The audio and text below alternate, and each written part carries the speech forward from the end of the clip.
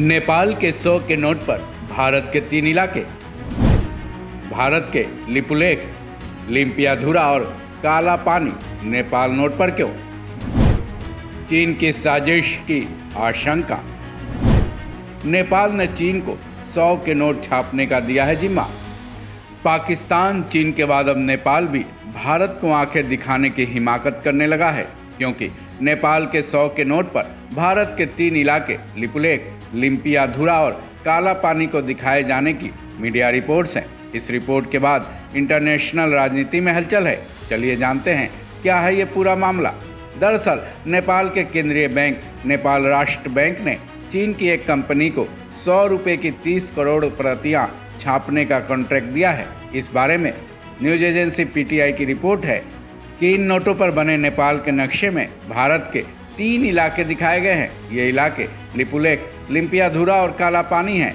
100 के नेपाली नोट में इन तीनों इलाकों को नेपाल का हिस्सा दिखाया गया है। पीटीआई के मुताबिक इन तीनों इलाकों को लेकर नेपाल और भारत में पिछले कई सालों से विवाद चला आ रहा है। पीटीआई के मुताबिक 100 के नेपाली नोट छापने का जिम्मा चीन की company bank note printing and meeting corporation को दिया गया है। 30 करोड़ नेपाली नोट छापने में भारत के रुपए के हिसाब से तकरीबन 75 करोड़ रुपए खर्च आएंगे।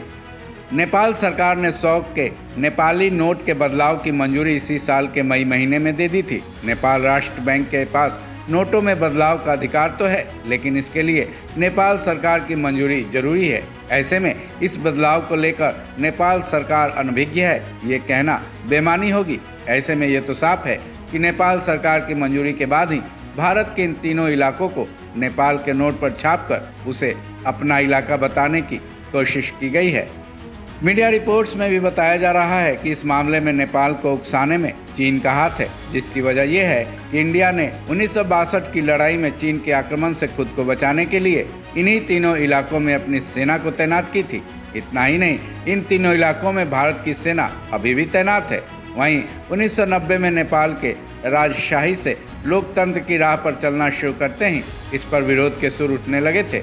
उसके बाद 2015 में कम्युनिस्ट नेता केपी ओली जब नेपाल के पीएम बने थे तो उन्होंने भारत की बजाय चीन से दोस्ती का हाथ बढ़ाया, जिसका नतीजा ये हुआ कि चीन ने नेपाल की कई परियोजनाओं के लिए अरबों डॉलर दिए, लेकिन इसके बदले चीन ने भारत के खिलाफ अपनी दुश्मनी निकालनी शुरू कर दी। वो नेपाल को भारत के खिलाफ उकसाने लगा था, जिसका नतीजा कई मामलों के रूप में देखा जा चुका है। साथ ही इसके बारे में पूर्व सेनाध्यक्ष नरवणे ने भी आगाह किया था। फिलहाल भारत की तरफ से इस मामले में कोई आधिकारिक बयान तो नहीं आया है, लेकिन नेपाल की तरफ से की गई ये हिमाकत बेहद बड़ी है। बहरहाल अब इस मामले में क्या कुछ होता है ये देखना बेहद अहम है। इस खबर में बस इतना ही। बाकी अपडेट्स के लिए जुड़े रहें वन इंडिया हिंदी के साथ।